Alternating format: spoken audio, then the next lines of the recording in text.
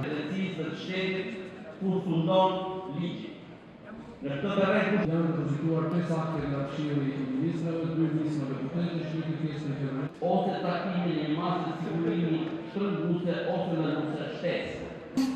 I sugjerojmë sot këtij kuvëndi rrëzimin e kërkesës terroriste posaçme kundër korrupsionit dhe krimit të organizuar, përdorjen e autorizimit për zëvendësimin e masës të sigurimit personal, të ndalimit të daljes jashtë shtetit ndaj deputetes Belinda Balluku me atë më të rëndën të arrestit të burg ose krim.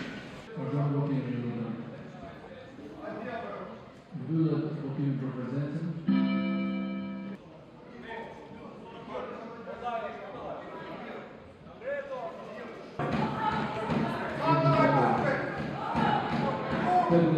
Kundër